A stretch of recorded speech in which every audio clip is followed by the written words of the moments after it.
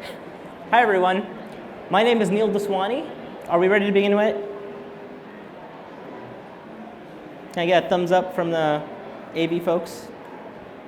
Yeah? Thumbs up? Okay, very good. Hi everybody, my name is Neil Daswani. I'm going to be talking about some of the biggest breaches that have taken place and some lessons that we can learn from them. Can folks hear me? And are you enjoying the show this year? Wonderful, great, good. So just a little bit about myself. I have been in a variety of roles in security over the past 20 years. I'm currently an advisor and chief technology officer for Cyber Inc. Prior to that, though, I have been a chief information security officer. I have also served as a security entrepreneur, so I've seen the world from multiple angles. I'm also co-director of Stanford's Advanced Security Certification Program. We need to get a lot more people into the field, and we need to train the next generation of CISOs. So there's a lot of things that we need to do in the field. I have also served as businesses as a CISO at LifeLock and at Symantec's Consumer Business Unit. And in those roles, I was responsible not only for protecting all the personal information of LifeLock's customers, but we had a subsidiary, which effectively was a credit agency, which had the financial records and histories of all 340 million US Americans. So I've served in some pretty interesting roles where I've been in your shoes, and I've also been in the shoes of a security entrepreneur building security products, sold my company to Twitter, but was in the space of anti-malware protections and anti-malvertising protections. So I've really enjoyed the time in the field. The Russians, the Chinese, the North Koreans have made our jobs harder and harder. And there's been a number of things that CISOs have been fighting. One of the things that they've been fighting is the number of attacks and how much data attackers have been able to steal during each of the breaches. This particular graph, which is pulled from data from privacyrights.org, graphs the growth in the number of records that attackers have been able to steal during each of these breaches. Now, for folks that hear from a lot of marketing or salespeople, sometimes anytime you see a concave curve up and to the right, you kind of assume it's exponential. I am a scientist and engineer by background, and so while this growth is super linear and very significant, it's not exponential, but it is pretty significant to worry about. There has also been a growth in just the number of breaches that have been taking place. And while prior to 2009, most of the breaches that took place were a result of cyber criminal activities, what we saw in 2009 is with the Aurora attack that targeted Google as well as 36 other very influential companies, nation states have been getting into the game of breaking in and stealing lots of data.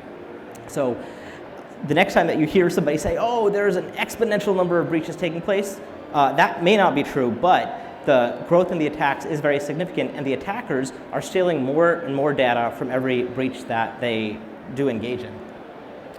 So one of the other things that CISOs have been fighting, in addition to all the attackers, is something that you see here at the conference. The number of security vendors and the complexity that a CISO has to address has been growing. This particular slide is from Momentum Cyber, and it shows all the companies in a whole bunch of these different verticals.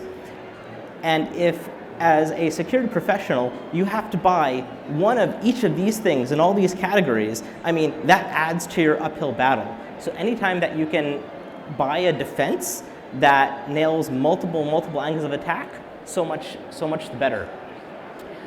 One other thing that security professionals are fighting is that there simply is there's not enough of us in the field. These stats come from cyberseek.org. There's about 1 million security professionals employed in the United States. There are 500,000 job openings. And there is no way that for every single person in the field, we'll be able to get another half a person right away. So when you think about defenses, you need to think about defenses that will leverage the efforts of your existing security team.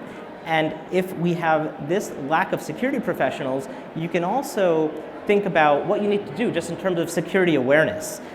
There's no way that you can get every single employee to do all the right things. We need to get security to a point that is as safe and secure as consumer devices. When you use a TV remote control or when you plug something in to an electrical outlet, today, even if your hands are wet, you probably won't get electrocuted. That wasn't the case 30 or 40 years ago. And we need to get to that point in security. So that's yet another item that CISOs have been fighting.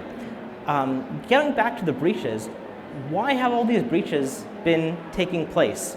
So this graph also comes from the oh, thank you. Jumped ahead one slide too fast.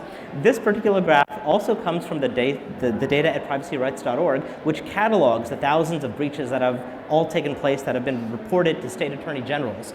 And what you can see from the graph is that the biggest single cause of breaches comes from malware and hacking and phishing attacks. There's a number of other types of breaches as well, and loss of physical devices, loss of portable devices. Those things wouldn't be breaches if the data on the devices were all encrypted, but the single leading cause of breaches is due to hacking or malware. And so what I'll do is I'll talk about 3 representative breaches. I'll talk about the OPM breach, I'll talk about the Yahoo breach, I'll talk about the breach at Marriott, and talk about which attack vectors were used in these attacks. So starting with the Office of Personnel Management. How many have heard of the Office of Personnel Management? Okay. So actually, not so many people. And I'll tell you, most of the world would not have ever heard of the Office of Personnel Management. The Office of Personnel Management is the government agency that's responsible for holding all the background check and employee records of every government employee, including FBI agents. And they got hacked. The records of 20 million government employees, including FBI agents, got stolen actually by the Chinese. So the impact of that to our country's intelligence capabilities was quite significant. When the House did their investigation, they said that the impact of the breach cannot be overstated, nor will it ever be fully known. And part of the reason for that is even though the CIA kept their own database of personnel records, if you're a foreign nation state and you want to figure out who are all the spies operating in your country, what you could do is you could look at the State Department's records of who's operating in your country, and you can look at the stolen records from the OPM breach, see who's not on the list, and guess what? That's probably your set of CIA agents and spies. So this was a pretty darn significant breach. Why did it happen? It happened because while the NSA and CIA took security pretty seriously, the Office of Personnel Management did not take security seriously enough. They didn't roll out two-factor authentication fast enough. They didn't necessarily have all the endpoint security defenses. So in your organization, making sure that security gets an appropriate level of prioritization, super important. The other thing that's super important is what are your countermeasures? Now, when OPM got breached, there was malware that got in and was running on some pretty critical machines. How many of you know what a jump box is? A jump box is a machine that for any administrator, when you're coming in from the outside, you have to log into the jump box first before you can get anywhere else.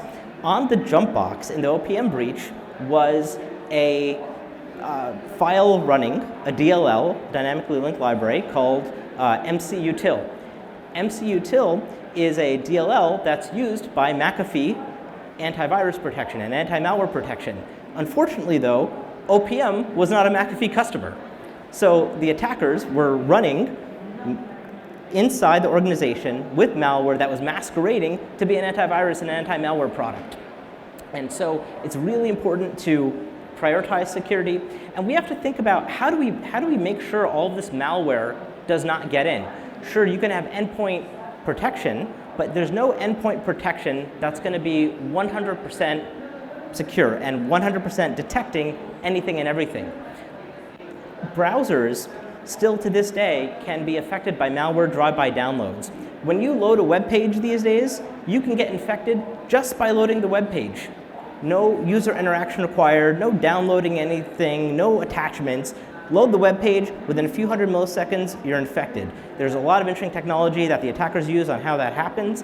Basically, they fingerprint the browser, all the third-party plugins, figure out what's the right piece of shellcode to send down, just take over your machine.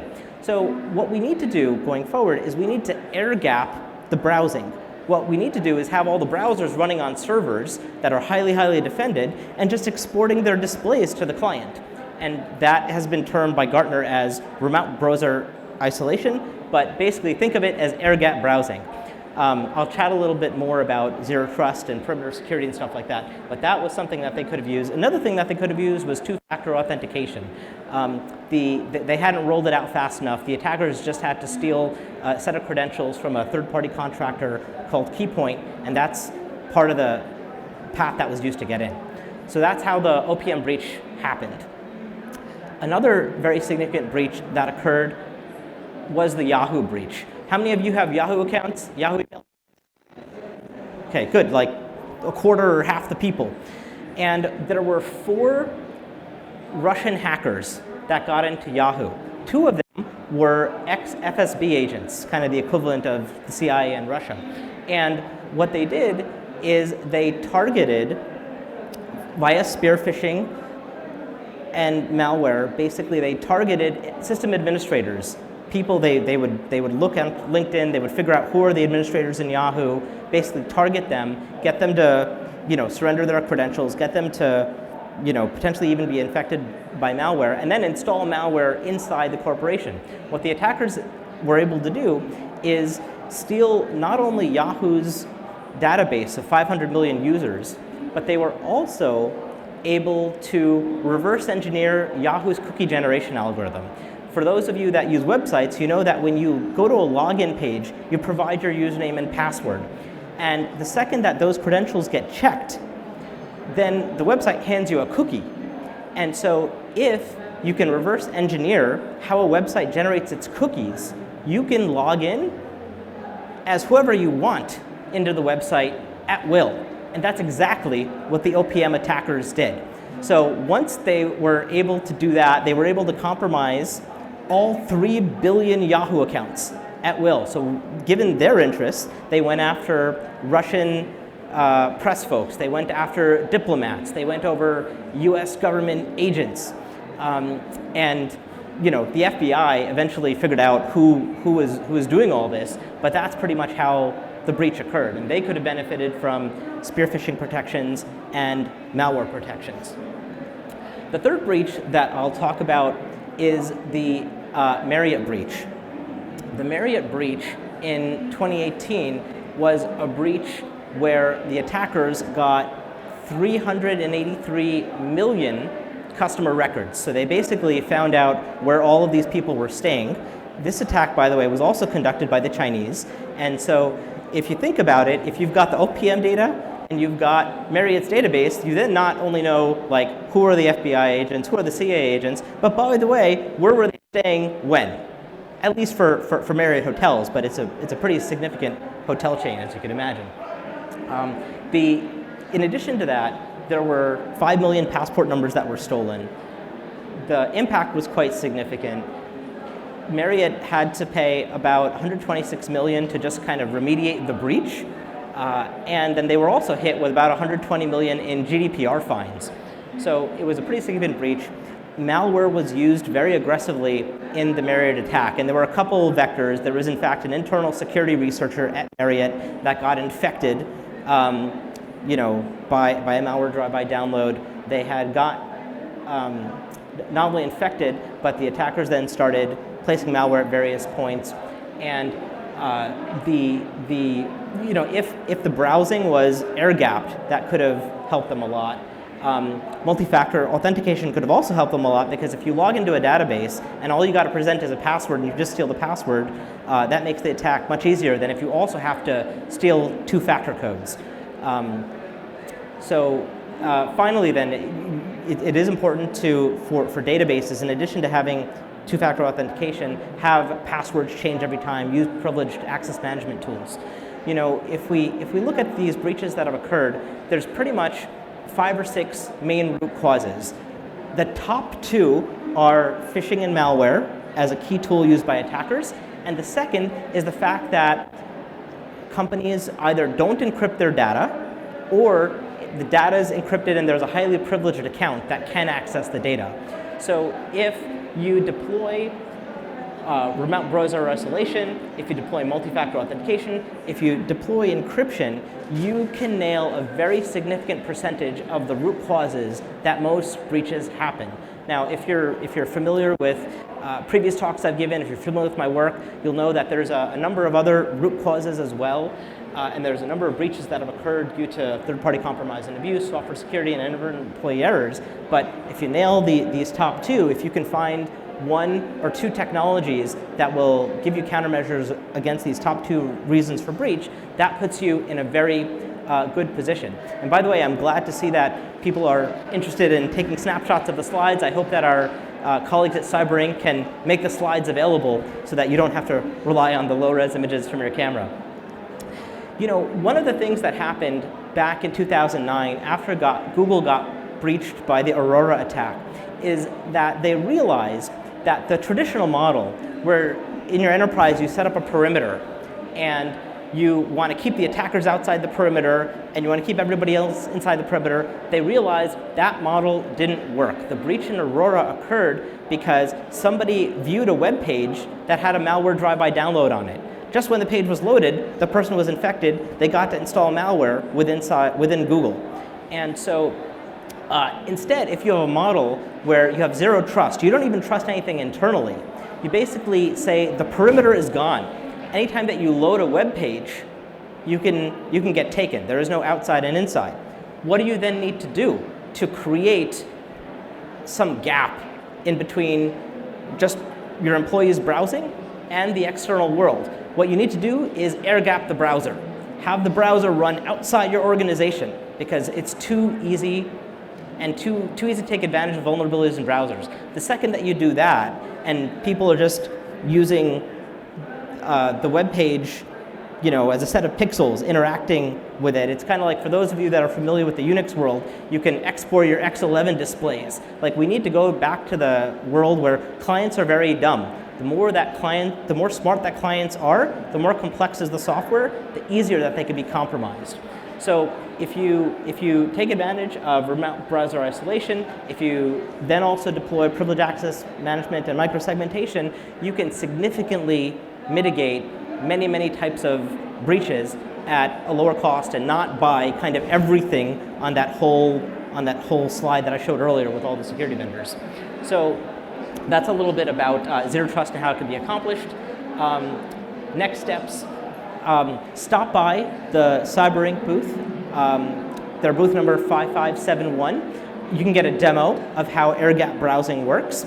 But air-gap browsing, while it's a very important defense and can mitigate a lot of risk, you definitely need multiple countermeasures. And so after you get the demo, we're also offering up free consulting sessions so that we can help you fill in the full set of things you need to defend your organization.